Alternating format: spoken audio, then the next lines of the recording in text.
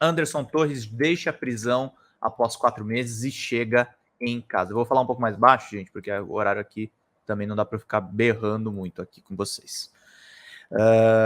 Soltura do ex-ministro da Justiça foi autorizada pelo ministro Alexandre de Moraes, do STF, que determinou medidas cautelares, entre as quais o uso de tornozeleira eletrônica. Torres estava preso por suposta omissão nos ataques de 8 de janeiro. Notícia aqui do G1, o Anderson Torres chegando em casa após deixar a carceragem do 19º Batalhão da PM do DF. Ele estava preso há 4 meses. O ex-ministro da Justiça, Anderson Torres, chegou em casa após deixar a prisão na noite desta quinta-feira, dia 11 de maio. Torres estava preso há 4 meses por suposta omissão nos atos golpistas do dia 8 de janeiro. A soltura ocorreu horas após o ministro Alexandre de Moraes, do Supremo Tribunal Federal, autorizar a liberdade do ex-ministro, preso desde 14 de janeiro no 19º Batalhão da Polícia Militar do Distrito Federal. Na decisão, Moraes informou que não vê mais motivos para Torres continuar preso. Quem falou que ele deveria ser solto é o jurista Pedro Serrano, tá, gente? Que ele é crítico de prisões ali mais doidas. Investidor descoletizado. Se não é para berrar, é melhor nem fazer live. Tô zoando, tá, querido. Tornozeleira mecânica é prova de culpa, né? É uma coisa bem complicada. Lembrando, inclusive, que o Lula, numa entrevista ao DCM, disse que não iria para casa com tornozeleira, que ele ia provar a inocência dele diante do Moro. Ele conseguiu fazer isso.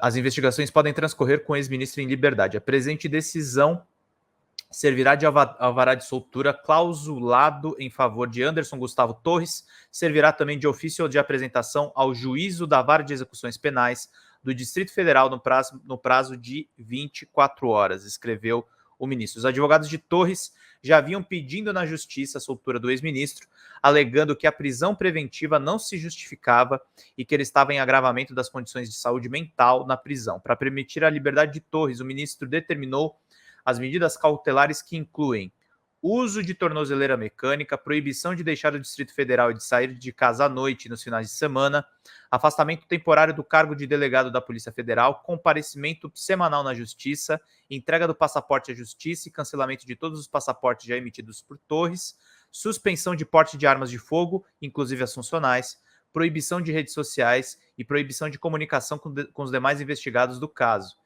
Então, ele tá bem restrito, tá, gente? Não tá uma coisinha assim mole e realmente é uma coisa que é complicada. Aliás, eu vou pegar uma outra notícia aqui do Torres, eu vou deixar no gatilho aqui para ler com vocês, que é uma notícia, inclusive, que veio logo depois da soltura dele. Vou deixar separadinho aqui no cantinho.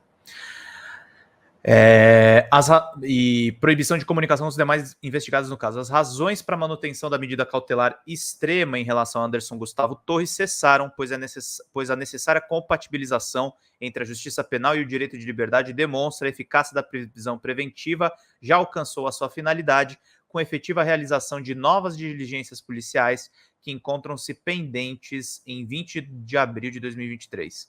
Moraes destacou ainda o descumprimento de qualquer uma das medidas alternativas vai levar Torres de volta à prisão.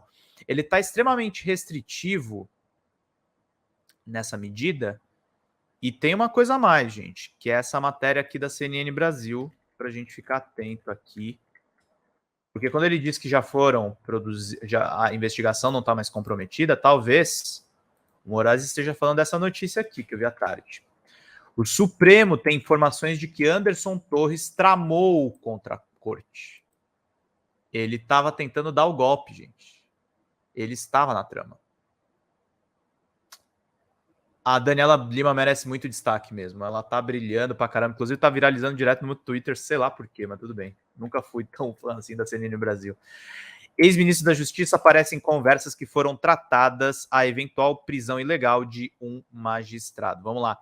Integrantes do Supremo Tribunal Federal têm informações de que Anderson Torres, ex-ministro da Justiça e ex-secretário de Segurança Pública do Distrito Federal, aparecem em conversas tramando contra o Supremo. As apurações são da âncora da CNN Brasil, Daniela Lima. Entre os assuntos tratados está a prisão ilegal de um magistrado e que ele deveria ser deixado em local incerto e não sabido. Os ministros ficaram estupefatos com as conversas. Os fatos levam a crer que poderia mesmo existir uma trama golpista no primeiro escalão do governo de Jair Bolsonaro. Saída da prisão. O ex-ministro da Justiça deixou a prisão nesta quinta-feira, após o ministro do STF liberdade provisória, afirmando que a detenção pode ser substituída por medidas alternativas. Torres ainda não poderá se ausentar do Distrito Federal, bem como deve permanecer em casa no período noturno e durante os finais de semana. Ele deve se apresentar ao juízo da Vara de Execuções Penais do DF no prazo de 24 horas após a sua saída da prisão e, posteriormente, em todas as semanas, sempre às segundas-feiras. Moraes ordenou ainda o afastamento imediato do ex-secretário do cargo de delegado da Polícia Federal até que a Suprema Corte delibere sobre o caso. Conforme a medida, o ex-ministro também está proibido de deixar o país e deve realizar a entrega de seus passaportes, que estão cancelados em até 24 horas. Seu porte de arma de fogo está suspenso, inclusive de equipamento funcional, bem como quaisquer certificados de atividades de coleção de armamentos, tiro desportivo e caça. Também não poderá utilizar as suas redes sociais e está proibido de se comunicar com os demais envolvidos no caso de sua prisão por qualquer meio. Justificativas de Moraes. Em sua justificativa, o ministro Alexandre de Moraes explica que, no atual momento da investigação criminal, as razões para a prisão de Anderson Torres cessaram porque a compatibilização entre a justiça penal e o direito de liberdade demonstra que a eficácia da prisão preventiva já alcançou a sua finalidade. Isso acontece a partir da realização de novas investigações policiais que estavam pendentes em 20 de abril, quando Moraes rejeitou o pedido realizado pela Procuradoria-Geral da República para a revogação da detenção. A partir disso, o ministro apresenta um trecho do parecer emitido anteriormente pela PGR, dizendo que a prisão preventiva submete-se à cláusula rebus sic stantibus, de modo que a custódia deve ser revogada quando alterado o quadro fático, probatório ou processual que justificou a sua decretação, conforme regra do artigo 316 do Código de Processo Penal. O que diz o artigo 316? Juiz poderá, de ofício ou a pedido das partes, revogar a prisão preventiva se, no decorrer da investigação ou do processo, verificar a falta de motivo para que ela subsista, bem como novamente decretá-la, se sobrevierem razões que a justifiquem. No atual momento, portanto, a manutenção da prisão não mais se revela adequada e proporcional, podendo ser eficazmente substituída por medidas alternativas, cita o Alexandre de Moraes. Prisão. Anderson Torres foi preso no dia 14 de janeiro após desembarcar no aeroporto de Brasília. Ele teve um mandado de prisão expedido por Moraes no dia 10 de janeiro, 2 dias após os ataques criminosos contra as sedes dos três poderes em Brasília. Na ocasião, ele estava nos Estados Unidos.